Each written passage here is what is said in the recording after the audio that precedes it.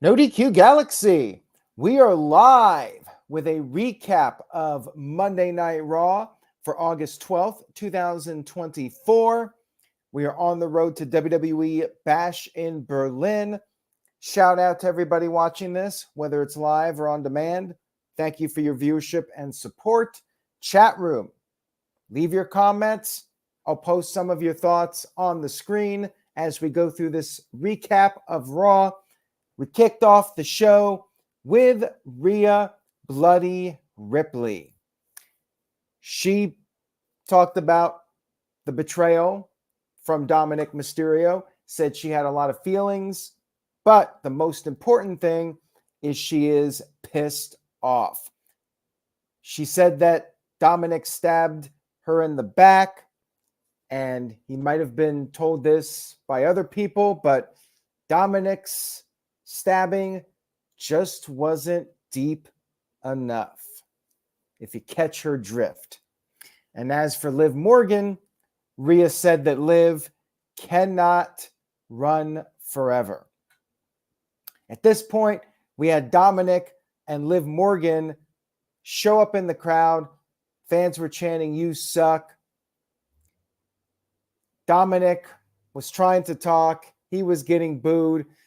He said that he's a man and he was tired of calling a woman mommy. He said now he has a woman calling him daddy. He said now he can eat his chicken tendies, play his video games, and most importantly, he has someone that actually helped him defeat his deadbeat dad, Rey Mysterio. Then Liv got on the mic and said that Dominic is all his. And she also had a response when the fans started chanting sloppy seconds. She said that she'll have Dominic's sloppy seconds all day, every day. I like her little ab lib there. And then Rhea Ripley had her chance to respond and said that Liv will have to kill her to stop her. And then Damian Priest showed up right behind Dominic and Liv. Priest attacked Dominic. Liv Morgan tried to help out. They were fighting in the concession area, but then Rhea Ripley ran up through the crowd and made the save. The fight continued to the ring, and then after the commercial break, we had our first match, which was Damian Priest versus Carlito. Carlito had attempted to help Dominic before the break to no avail. I liked the opening segment. The banter back and forth was well done. I liked the camera angles. I like how WWE's trying to change things up with the camera shots. Definitely a nice change of pace. Opening match here. Good back and forth match between these two. Carlito did get in some offense, but then Damian Priest started to hulk up, made a comeback. He wiped out Carlito with a clothesline, pulled the straps down, hit the South of Heaven, got the win. Solid TV match. But then afterwards, Judgment Day showed up. Rhea Ripley ran back down to make the save. You had JD McDonough taking a bullet for his teammate Finn Balor as Damian Priest went for the kick. And then McDonough got hit with the choke slam. Dominic attempted to get involved again, but this time he got caught, and Rhea Ripley was going to give Dominic the riptide, but then Liv Morgan was able to pull her man to safety. And later in the show, they did confirm Bash in Berlin, it will be a mixed tag team match. Rhea Ripley and Damian Priest, the Terror Twins as they're being called, versus Dominic Mysterio and Liv Morgan. Should be a fun little match for the premium live event, and save the Rhea Ripley Liv Morgan title rematch for a little bit. I like it. I'm a fan of it. Backstage, Ivy Nile was trying to get Maxine Dupree to stay backstage for the Creed Brothers versus Alpha Academy tag team match, but Maxine was going to be out there to support her guys. We then had a Bo Dallas VHS promo. He talked about last week in Baltimore being full circle. That was where the Wyatt family first debuted a decade ago. And then last week, Wyatt 6 coming back. And you had Bo Dallas saying that Bray Wyatt was there. We saw Bray on the shot. And apparently there's more to come. Other doors shall be opened. Nice little video here. This was actually the only Wyatt 6 related appearance on the entire show. Looks like WWE's trying to not overexpose them. Just give the fans a little bit, keep them wanting more, I suppose. Backstage, Kofi Kingston was hyping up Odyssey Jones. Xavier Woods was there. Xavier, like last week, not seeming too thrilled about the presence of Odyssey Jones. We had Odyssey Jones making his in-ring debut, fighting a Performance Center wrestler by the name of Vincent Winey. Odyssey Jones made short work of the guy, beat him with the Boss Man Slam. And then afterwards, we had the Final Testament arrive. Kairi and Kross cut a promo. First brought up the idea that maybe Kofi Kingston is using Odyssey Jones to replace Big E in the New Day, but then said that maybe Kofi is actually using Odyssey to replace Xavier Woods. Xavier Woods said that this little plot to break up the New Day is not going to work. Xavier actually proposed a tag team match, but then Kofi Kingston chimed in and said instead of a tag match, what about a 6-man match, New Day and Odyssey Jones versus the Final Testament? Kairi and Kross, of course, accepted the match. Plot thickens, right?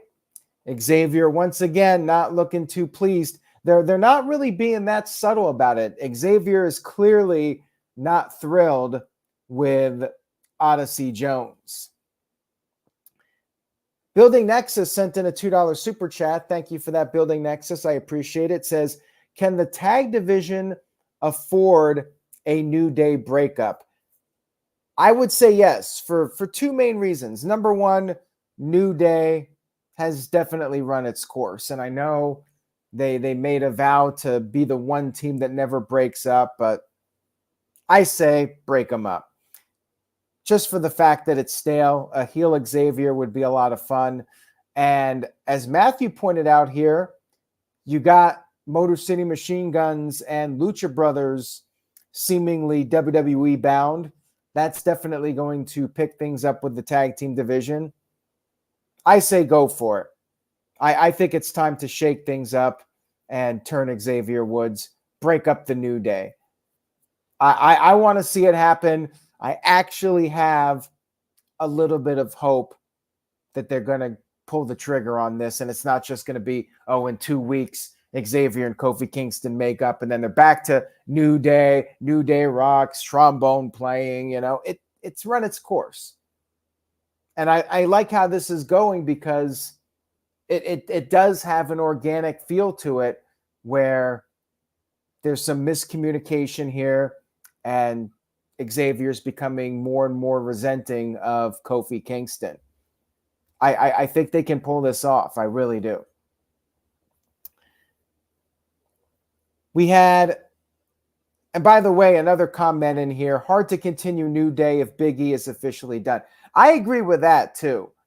And you know what? If Big E does return one day, then maybe that could lead to a reunion of New Day and they can actually retire as a team if Big E somehow returns at some point. There you go. We had Drew McIntyre backstage with Adam Pearce, and he said that CM Punk is in the past. He was upset that Randy Orton is getting a title match instead of him. Brought up how Randy Orton got screwed one time, but McIntyre has been screwed over and over again. He vented to Pearce, and he did vow, though, to be on his best behavior.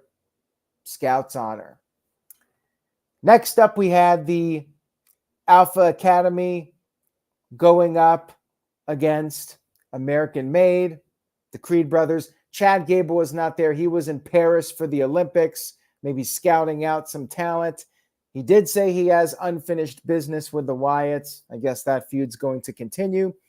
This tag match was Texas Tornado. Entertaining match. Back and forth here. Tozawa got in a lot of offense.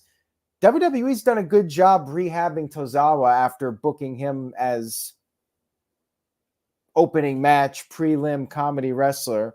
They've done a good job with him to the point where the crowd's actually buying into his offense. And the crowd was really good. This was in Austin, Texas.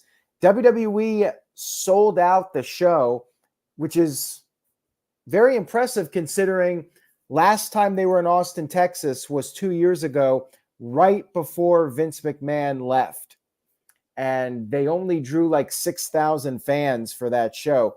They come back, packed house. Business is booming right now. WWE continuing to pack in the crowds. And this was a really fun match. I liked how Otis was using Tozawa as a battery ram, kind of like what the Bushwhackers used to do, or, with Terry Funk and the ladder, swinging it around. Otis was using Tozawa like that as a weapon and then throwing Tozawa to the outside of the ring onto the Creeds. They're a fun tag team. I like them as a team. And then after the commercial break, there was a little scary moment. Tozawa did a suicide dive and looked like he didn't quite make it all the way. And thankfully, he appeared to be all right. Like his foot got caught in the rope, but he recovered from that. And then we had a cool Tower of Doom spot where Otis was on Julius' shoulders, and then Otis ended up giving Brutus a superplex at the same time. And then Tozawa hit a senton. Everybody was down.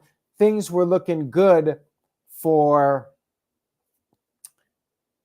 the good guys. But then Ivy Nile attacked Maxine Dupree. Good guys were distracted, concerned about Maxine's well-being. And then Tozawa got pinned. No surprise there. Creed brothers win, recovering from their loss last week, officially turning Ivy and putting her in there with American Made. Crowd was chanting, "You suck." Solid segment. And by the way, Obafemi, the NXT North American champion, was at ringside before the match, and he had some words with Otis. I don't know if that means they're going to have a match. I know that Obafemi has an open challenge. We'll see who ends up accepting that. Maybe this was a little tease, but perhaps it's a little swerve and somebody else is going to be involved. We'll see. Good match here. I enjoyed it. And also there was this guy, I guess he's a comedian. I forgot what his name is, but there's this guy sitting right behind Michael Cole and Pat McAfee, and he was acting really goofy throughout the evening. Uncle Laser is his name. He's a comedian. And I was amused by him. He was just acting a fool at ringside and just hamming it up for the camera. We had a sit-down interview with Pete Dunne, and he basically said that Sheamus held him down with the Brawling Brutes. He hated the name Butch. He never wants to hear that name again. And he said that he is going to shut Sheamus up once and for all, so he never has to hear that name Butch again. Good segment here from Pete Dunne.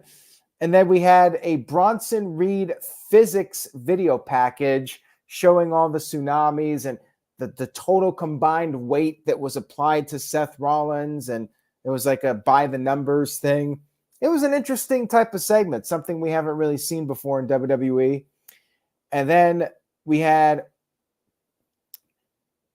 a couple of promos. Well, first of all, we had Bronson Reed warning Adam Pearce that Pearce better find him an opponent, or Bronson Reed is going to find another victim. And Michael had sent in a $2 super chat. Thank you, Michael. In the Otis and Tozawa tag match with the Creeds, Michael Cole brought up Heavy Machinery and Diamond Mine. I did catch both of those references. Nice little throwback references from Michael Cole on commentary. Good stuff. I like it. Thank you for the super chat, Michael. We had a couple promos from, first of all, Damage Control, saying that they're still the most dominant team in the women's division. And they vowed to get revenge for Dakota Kai. Then we had a promo from Sonya Deville, Shayna Baszler, and Zoey Stark. They have a name for their faction. New Catch Republic. Except now they are known as Pure Fusion Collective. What the hell is this name? This was the best name they could come up with for this group? Seriously? Man, this was awful. Like, is Rev Theory or not Rev Theory? Def Rebel. I can't even think. I'm so worked up now. My brain is just completely at a loss for this. Did Def Rebel actually come up with the names for these teams? Was it AI generated? Like, I don't get it. It's a terrible name. And Shayna Baszler was bragging how she made Jade Cargill tap out. They're going to rip through the women's division limb by limb, blah, blah, blah. Then we had R-Truth and The Miz cutting a backstage promo, and Truth revealed that he got Miz a title match for the Intercontinental title against Bron Breakker. But turns out that R-Truth screwed up, and it was actually Bronson Reed versus The Miz. Miz was very upset. Randy Orton came in, gave Miz a little bit of a pep talk, but then when Miz was so confident and walked off, Orton just was like, well, yeah, this is not going to be good for The Miz. It was entertaining. Miz, R-Truth, entertaining stuff. We had the tag match, the Pure Fusion Collective going up against Damage Control. This was the low point of the show.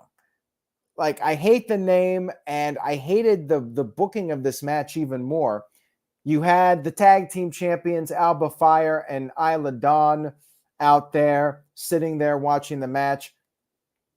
If you've watched WWE television, you know exactly how this is going. I'm just not a fan of this type of booking where you know the people sitting out there on the outside, they're going to get hit, they're going to come in the ring, and they're going to cause a disqualification. It's happened so many times, and unfortunately, that's exactly what happened here. I believe Zoey Stark accidentally kicked Alba Fire on the outside. Then when Io Sky hit the over the moonsault, Isla Dawn came into the ring and attacked her, causing a disqualification. Why not just let Io win? Why did you have to come in and cause a DQ? It was stupid. And they set up a triple threat tag team match. I still don't care about the women's tag team division. They still have a lot of work to do. As positive as I have been on Monday Night Raw, this is still not clicking. This, and I'm starting to turn the corner on the New Day Final Testament stuff if it goes where I want it to go. if Xavier turns heel, that could be something hot. But this, it showed a little bit of momentum last week, but I'm not sure I'm feeling it. They got to get the titles back on Jaden and Bianca Belair or something. I don't know. This triple threat next week, yawn. Don't really care about it. Walter Cruz, shout out to Walter, who sent in a $5 super chat. Thank you for that. I appreciate it. Walter says, if that's the name they picked, I would hate to see what was rejected. What the hell is that bullshit? Fail before it begins, can't take them serious. You're right, Walter. Like, I would love to be a fly on the wall when they were discussing possible names and somebody said, hey, let's come up with this name, Pure Fusion Collective. And the other people, Triple H, are like, yeah, I get it. That's got a nice ring to it. We can sell merchandise. Like, what were they thinking with that one? How did Triple H sign off on that and say, yeah, that's a good idea. That's marketable? It just boggles my mind because they make so many good decisions, but that wasn't one of them. They need a name change ASAP. And Building Nexus sent in a $2 super chat, says, could breaking up the New Day be the rub Kross needs? It could be. I still think Kairi and Kross should go babyface. I think the heel run, Mr. Scary Bad Guy, it hasn't worked. But if Xavier turns heel, maybe they'll have some chemistry. Maybe Kross will be able to develop his character more and something will catch on. I mean, it's definitely worth a shot.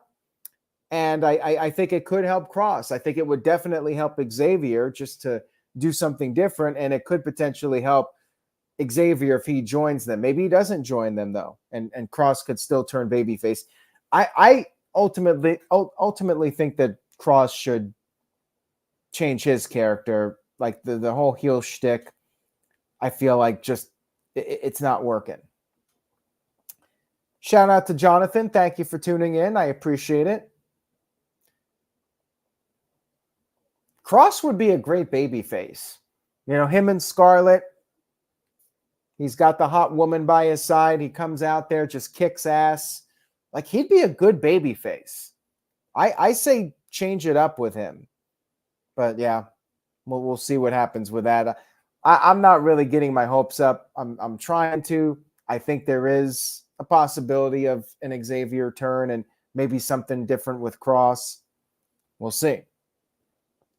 Randy Orton came to the ring to hype up his upcoming World Championship match with Gunther. And he talked about how it's been 20 years since he won his first world title. Who did he win that title from? I just don't remember. Is it possible he found the title in the ring and just claimed it and they declared him the world champion? Yeah, I don't know. But anyways, he's vowing to become a 15-time world champion. Gunther then interrupted, and Orton said when he beats Gunther, he's going to make Raw his new home. Gunther then responded by saying Orton is wasted potential and it's the new era of the ring general. Orton said yes, he's made some mistakes, but to him, it's not wasted potential. It's not a curse. It's a gift. He has 5 kids. He has a smoke show of a wife, and he's doing pretty damn good for himself, all things considered. And Gunther responded by saying that Orton is predictable. He predicts that Orton will never be the world heavyweight champion again, said that Orton is a screw-up, just like his grandfather and just like his father. And you guys know, whenever somebody attacks family, things escalate. And Orton was very heated. He got right in Gunther's face.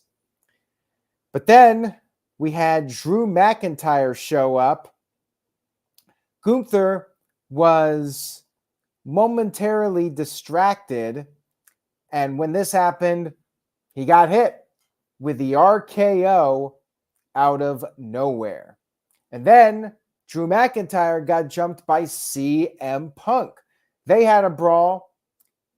Punk ended up getting McIntyre's belt and whooped him with it. McIntyre had the welts on his back. He posted a picture on his Twitter account. I refuse to call it X.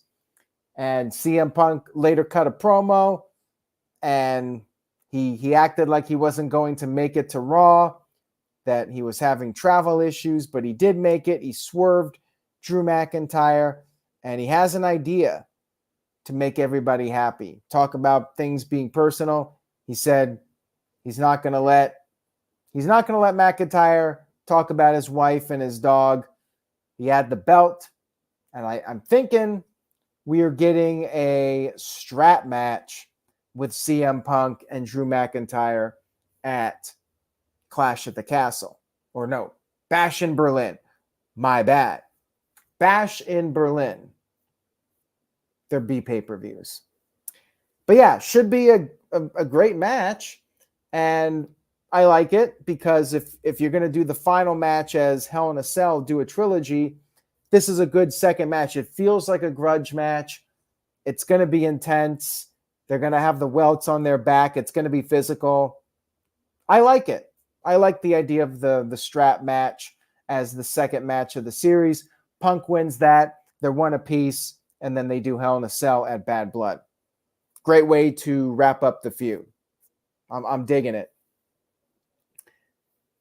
Then we had Sheamus interviewed backstage, and he said all he was trying to do with Pete Dunne was raise the angry Englishman. But Dunne blames Sheamus for his shortcomings. Then Ludwig Kaiser approached Sheamus, said their feud is far from over.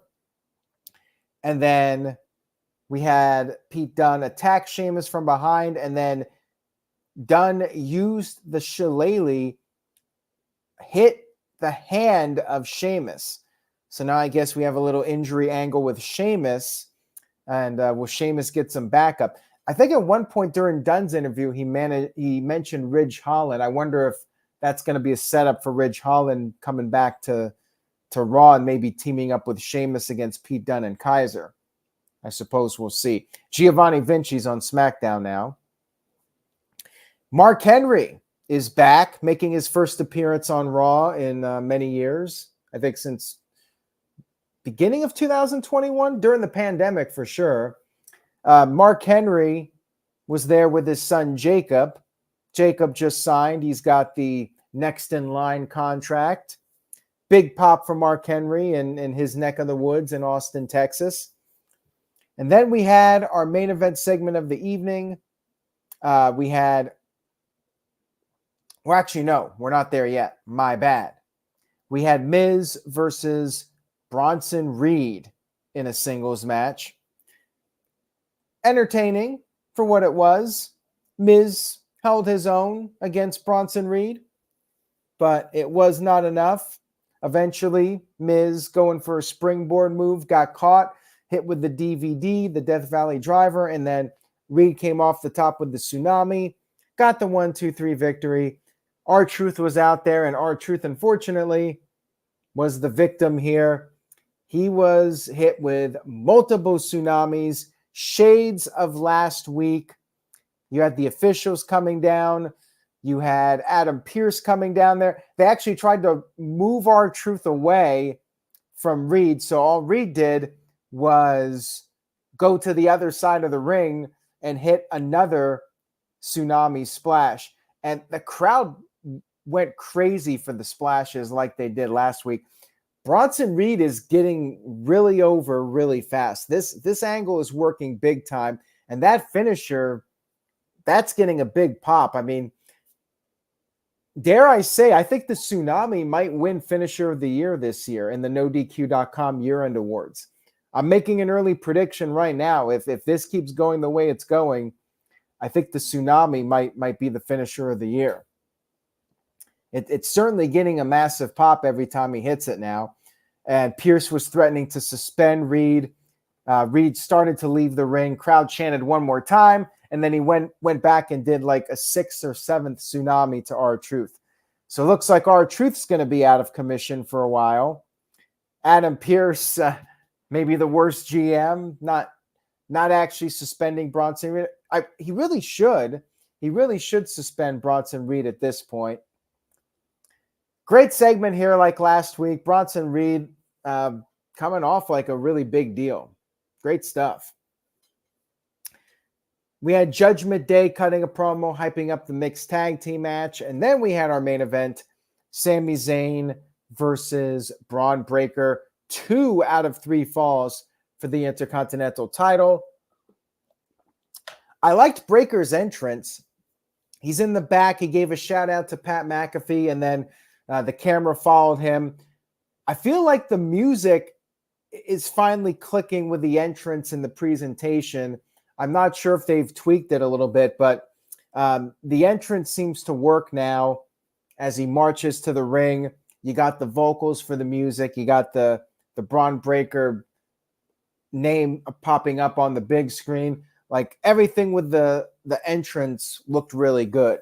I think they finally got it down with Bron Breakker. I mean, it felt like trial and error for the past couple months. Like I felt like every week they were trying something different with the music, trying something different with the entrance. I feel like they got it down. Anyways, really good main event here. Although I will say I do agree with Jerry. So Bron Breakker got the first win, which surprises me because typically in these 2 out of 3 falls, you have the bad guy get the first fall. So the good guy has to win 2 in a row. You know, the odds are against him. You know, just from a psychological standpoint, you want the deck stacked against the good guy.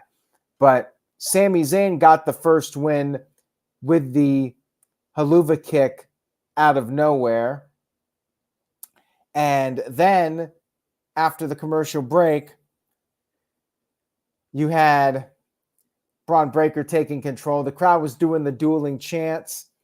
Breakker hit the Breakensteiner, the Frankensteiner, whatever you want to call it, power slammed him, and then finally hit a spear, pulled the straps down, second spear, the running the rope spear, and got the 1-2-3 victory to make it 1-1. And then the referee was checking on Sami Zayn. Bron Breakker decided to go for the cover anyways, but Zayn was playing possum. He rolled up Breakker. However, Breakker kicked out. We had a couple near falls. Zayn almost got counted out at one point. And then Zayn was able to avoid a spear, rolled up Breakker. Breakker kicked out. And then Breakker went for another spear. Zayn countered with almost a haluva kick. Breakker kicked out of that. And then Zayn went up to the top. He jumped off the top. However, he got caught with the spear. Breakker speared him as Zayn was coming off the top. And Breakker got the clean 1-2-3 victory. It does appear that the Sami Zayn IC title run is over. He lost the rematch. Jey Uso had made an appearance before the match trying to hype up Sami Zayn. It looks like now we're going to get, remember, Zayn and Jey Uso have a win over the tag team champions. So now Zayn can move on to that. And Bron Breakker continues his reign as the IC champion.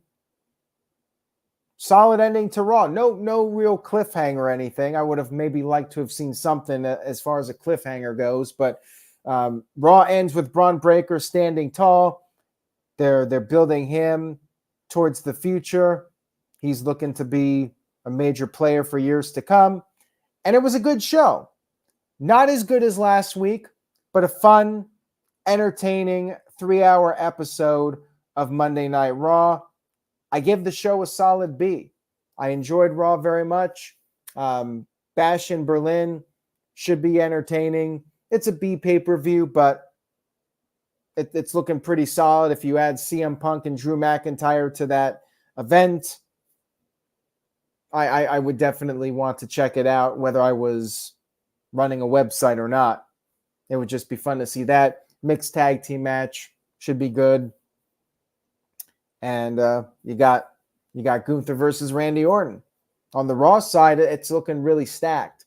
SmackDown, you got Cody versus Kevin Owens. You know, they got a couple weeks to to build that up. And that was Raw, everybody. The big negative was the new name of the group with Sonya Deville, whatever they're called. I already forgot the name of the group. Thank you all for tuning in tonight. I hope you enjoyed the video. If you did, please give it a thumbs up and tell a friend about the NoDQ.com YouTube channel. Say yes to NoDQ.com. Buy a shirt at NoDQ.com/merch. Take care, everybody, and I will see you all next time.